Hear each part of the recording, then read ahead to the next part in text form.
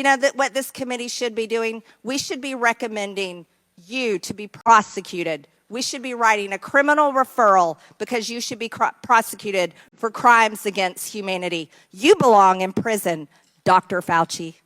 Ground zero for political lunacy in the House of Representatives is whatever spot Marjorie Taylor Greene happens to be standing in at any given moment. Wherever she goes, ludicrousness, insanity, cruelty, stupidity, and malice follow. Yesterday's disgrace was but the latest example from the anti-Semite from Georgia, who, for whatever reason, the citizens of her district have decided to plague the rest of the United States with by sending their most disabled, their most abnormal, their most ignorant person to represent them, doing the nation's serious business, matters of life and death, war and peace, under the federal Capitol dome. It is June 4th, 2024. 154 days remain until the final votes will be cast in the 2024 United States presidential election. This is the warning. American politics is cracking up. We all know that. Ground zero for political lunacy in the House of Representatives is whatever spot Marjorie Taylor Greene happens to be standing in at any given moment. Wherever she goes, ludicrousness, insanity, cruelty, stupidity, and malice follow. Yesterday's disgrace was but the latest example from the anti-Semite from Georgia, who, for whatever reason, the citizens of her district have decided to plague the rest of the United States with by sending their most disabled, their most abnormal, their most ignorant person to represent them, doing the nation's serious business, matters of life and death, war and peace, under the federal Capitol dome that Abraham Lincoln himself insisted be built during Civil War so government of the people, by the people, for the people would have a magnificent space under which to reconsecrate itself. Marjorie Taylor Greene is so much more than an everyday loon. She is like a cancer for our constitutional democracy, eating away at our foundation. It is a rapacious, cruel, aggressive form of cancer. I never said I made anything up. You admitted that you made it up. You made it up as you went. I made it up. So are you saying this is fake news, Mr. Fauci? I didn't say I made anything up. What did you say? I said that it is not based in science and it just appeared. But this is science. What does dogs have to do with anything that we're talking about today? These are scientific experiments. This is what you signed off on. Before getting into the specifics of Marjorie Taylor Greene's latest insanity, let's just take a step back and talk about what this should be normally. More than 1 million Americans died during the COVID pandemic. And I, for one, don't believe Dr. Fauci should be beyond criticism. There are tremendous lessons to be learned from the COVID pandemic, profound lessons. But the most important one is this. What can we take away from this experience as a culture, as a society, to prepare ourselves for the next pandemic that is surely coming? And imagine a pandemic that came that could kill 20, 30, 40 million of us. It's entirely possible. This is the job of these people sitting on a congressional subcommittee under the banner of the House Government Oversight and Accountability Committee. Regardless of whatever your ideology may be or your disposition, the simple fact of the matter is the job of this committee is to prepare the country for the next disaster, to make sure less Americans die, to make sure there's less impact on the economy. This is serious business. This is life and death business. Do we have serious people doing this work? Do we even have normal people doing this work? Are they functional? They are not. I'll show you a couple that are. But first, let me show you how yesterday's debacle was triggered. Do you represent science, Mr. Fauci? I am a scientist who uses the scientific method to gain information. Yes, you said you represent science. Do you represent science, Mr. Fauci? Yes or Again, no? Yes or no? No, that's not a yes or no Yes, answer. it's a yes or no. I don't think it is. Okay, well, we'll take that as a you don't know what you represent. And of course, at ground zero as ever is the woman who popularized Jewish space lasers into the canon of anti-Semitic smears. Georgia's one and only Marjorie Taylor Greene, a political celebrity so vile, so big, we know her by 3 letters, MTG. You know that what this committee should be doing? We should be recommending you to be prosecuted. We should be writing a criminal referral because you should be prosecuted for crimes against humanity. You belong in prison, Dr. Fauci. America's most incandescent imbecile should absolutely be known by 3 letters. It just is somehow perfect. They've even transcended a single name. No last name is necessary, no middle initial even. Just 3 letters that will, for all time, for 4 living generations of Americans, denote idiocy. MTG. There is one thing that all 330 million of us, minus 1, should share in common. Is there a parent in America that aspires for their children to grow up to be that? Can you imagine? Anyway, let's get back to the hearing where we will get to see arguably, and this is no small feat, America's dumbest member of Congress at work being paid by, you guessed it, your tax dollars. Take it away, MTG. Do you think that's appropriate? Do the American people deserve to be abused like that, Mr. Fauci? Because you're not doctor, you're Mr. Fauci in my few minutes. Now listen for the voice objecting. Of course, to the rescue, as always, for the sane, for the patriotic, for the American position, it's Congressman Jamie Raskin. Mr. Chairman, Fauci, objection. I reclaim my Mr. time. Objection. I reclaim my time. I reclaim my time, Mr. Raskin. Gentlelady will suspend.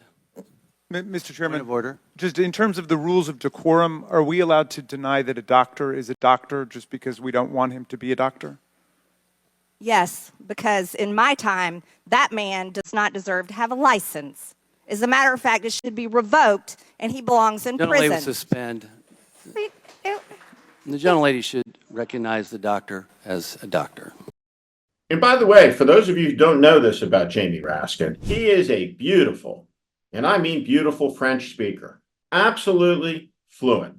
A refined man of culture and taste, of learning, knowledge, a genial disposition, a partisan fighter, the exact type of person you want sitting in the United States Congress, somebody with whom you can disagree but have a normal conversation with, hope to live next door to, because you understand this is a person of decency, of character, of nobility. He's also very funny and quite clever. Let's watch Jamie Raskin rebuke the hypocrisy across the aisle, which of course will have its intended effect of provoking more insanity from MTG out in the hallway as she makes clear she worships God. But hang on for that, we'll get to it. First, Jamie Raskin making the obvious point. I want to join my colleague from Florida in apologizing to you that some of our colleagues in the United States House of Representatives seem to want to drag your name through the mud. They're treating you, Dr. Fauci, like a convicted felon. Actually, you probably wish they were treating you like a convicted felon. They treat convicted felons with love and admiration. Some of them blindly worship convicted felons. It is amazing. Dr. Fauci is an American hero. He's a recipient of the Presidential Medal of Freedom. And unlike Rush Limbaugh, he deserved his. He earned it. He is one of the world's leading infectious disease experts. And his expertise and his service to humanity goes back to the heights in the beginning of the AIDS crisis. Dr. Fauci helped save the lives of countless Americans, while idiots from Donald Trump on down helped snuff out 1 million people, hundreds of thousands that died unnecessarily because of the most incompetent government response to a major crisis ever, period, in history. One amazing aspect about the constancy of the gaslighting is this notion that somehow Donald Trump had a successful presidency. Holy shit. It's incredible to believe that the amnesia strain running through American society is so severe that all memory of it has been wiped out. But at any rate, let's go to the hallway now and look at the fury and the rage and the anger in MTG's eyes as she points up and makes clear she worships God. We have Jamie Raskin in there accusing us of worshiping Trump, worshiping as a convicted felon. Well, he is a convicted felon. Well, yeah, so was George Floyd. There were riots burning down the country over George Floyd. I worship. Marjorie Taylor Greene is no Christian. She's a political extremist, a fascist, a white nationalist with a member pin. Over and over again, she has debased herself, her state, her district, the United States Congress, and everything that she touches. And the tolerance of her flows directly from the cynicism of the worst Speaker of the House in American history, bar none, the loathsome Kevin McCarthy, defenestrated by Matt Gaetz in the never-ending MAGA Game of Thrones that plays out second by minute, by hour, by day, by week, by month, by year for 9 years, and has brought this country to the point of political violence. Because in the end, the criminal who is soon to be the Republican nominee, the convicted felon who incited an insurrection, has made clear he gets power or else. He has pointed a gun at the head of the United States. And instead of standing on the other side of the line with all of us staring back, the overwhelming majority of elected Republican members of Congress has said, we stand behind you. And the person they're standing behind is the one pointing the gun at America's head. But fascists always do this. And when you see enough people standing behind them and not enough standing in front of them, opposing them from the side from whence they came, you know something critical has happened. Something meaningful has occurred. What's occurred is this: the fascist part of the MAGA coalition has devoured entirely its vestigial conservative element. It's gone. It's over. Donald Trump controls the party lock, stock, and barrel, and there is to be no disobedience. There is to be no dissent. The fundamental marker of all authoritarian political parties and movements is when they get small enough and become extreme enough and hot enough, they do what? They begin the purity tests and the purges and the expulsions because their political calculus is no longer majoritarian. Their goal is to have a potent enough minority combined with the requisite amount of apathy to take political power in circumstances that make it difficult for the incumbent party, the status quo, to defend itself. And certainly, we stand at that place. We stand at that hour. This committee hearing is a sign of disintegration. How can it not be? There have been other dysfunctional Congresses. They have been filled with scoundrels and corruption and self-service. But never has there been a public tolerance for this magnitude of malice, stupidity, idiocy. Can you imagine going to work every day and sitting near, working with, having to be subjected to Marjorie Taylor Greene, MTG?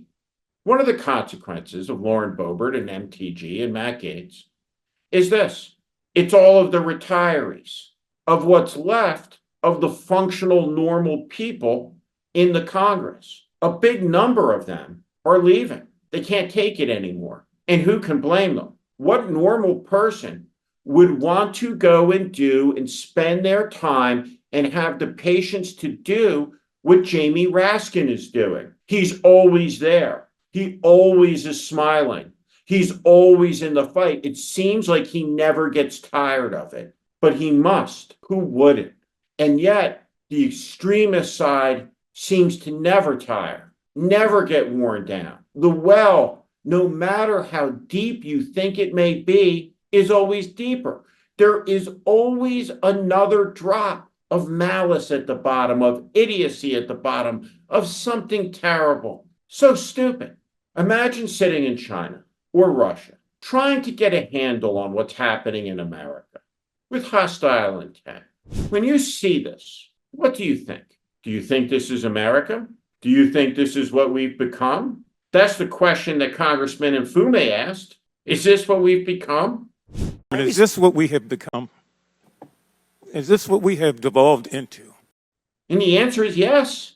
Yes, that is what the United States Congress has become. A wretched, rancid disgrace, nuttiness, cluelessness, an abject failure beyond description, beyond measurement, beyond any historical comparison. Let's also understand another dynamic about all of this, which is something that I live with and many people live with who have spoken out against MAGA, but maybe no one more decidedly and pronounced than Dr. Fauci. And that's the constancy of the death threats. He talks about them with Caitlin Collins after the hearing.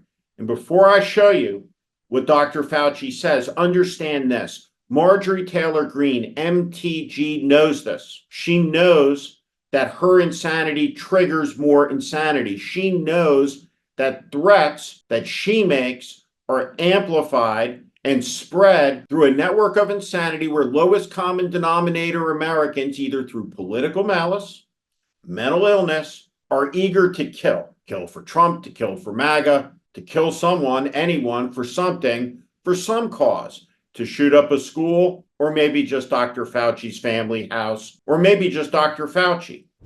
You know, it's very interesting. It's a pattern, Caitlin, that whenever somebody gets up, whether it's a news media, you know, Fox News does it a lot, or it's somebody in the Congress who gets up and makes a public statement that I'm responsible for the deaths of X number of people because of policies or some crazy idea that I created the virus. Immediately, it's like clockwork, the death threats go way up. So that's the reason why I'm still getting death threats. When you have performances like that unusual performance by Marjorie Taylor Greene in today's hearing, those are the kind of things that drive up the death threats, because there are a segment of the population out there that believe that kind of nonsense. If you read on social media who they want to kill, the list is ever expanding and never ending. The threats are everywhere. Lining people up threats, imprisonment threats, punishment threats. And here's the thing. When enough threats get made, when there's enough smoke, when there's enough heat, when there's enough friction, there will be fire. And when that fire starts, it grows. 154 days from now, the last votes will be cast. And soon after, America will know the answer to a consequential choice, to a great test. Oh, and there's one more thing. The Proud Boys, they're Trump's SA, his fascist thugs. They're coming back to life. They're recruiting. They're gathering strength. They're marching again. Let me put their prayer up on the screen for you to read. Let me show you some pictures to remind you what they did. Trump told them to stand back and to be ready. Donald Trump has sent all the signal that he needs to send. And it's been amplified and spread and instigated by everybody standing behind him as well. And all of those people are pointing something at us. It's a weapon. And they have that weapon pointed at us because they want to take something from us. They want to take away our democracy. They want to take away our agency. They want to take away our voice, our say, our power, our rights, because that stands in the way of Donald Trump taking power. And what they've concluded is if it can't be had legitimately through a majority election because of the stakes at least in their minds, the situation requires their taking it by any means necessary. And if that happens, we lose everything that's been built up through 248 years of progress, of sacrifice, of fits and starts as America moved ever closer to its ideal, closing the gap between the majesty of the idea and the hypocrisy of its reality. And now, in the third decade of the 21st century, when all men, all women, all people, regardless of creed or sexuality, are to be considered equal under the law, we wish to see us all push back across the Edmund Pettus Bridge into a new age? No, must be the answer to this. No. It seems the Democratic Party is having difficulty offering and articulating something better to the chaos and the madness. That's okay. There will be a period of renewal in America. There will be an era of optimism ahead once again. But before we can get there, we must say no. And what we must say no to is the cause of this idiot, and this one, and that one, and this one, and this one, and this one, and all of them put together that constitute the MAGA threat, which is the greatest threat to American liberty since the Confederacy. Because Abraham Lincoln was fundamentally right. No foreign power will ever take a sip of water from the Ohio River. And if we are to die, it will be by suicide. What Marjorie Taylor Greene represents is that national suicide. She is our Dr. Kevorkian, and she is there with her contraption ready to snuff it all out. Question is, will we let her? How can we? Are we that weak, that decayed, that decadent, that apathetic? I don't believe we are. And that's why at the Warning Community, I urge all of you, get involved, stand up, fight back. Your voice matters, your vote matters, your donations matter. The time to be an American, to be a good citizen, to practice politics and to stand up and stop this nonsense, to end this insanity, to push it back for good is right now. 154 days to go. This is The Warning. I'm Steve Schmidt. This is The Warning, and I invite you to subscribe on our Substack, on our YouTube channel. Follow us. Welcome to the community.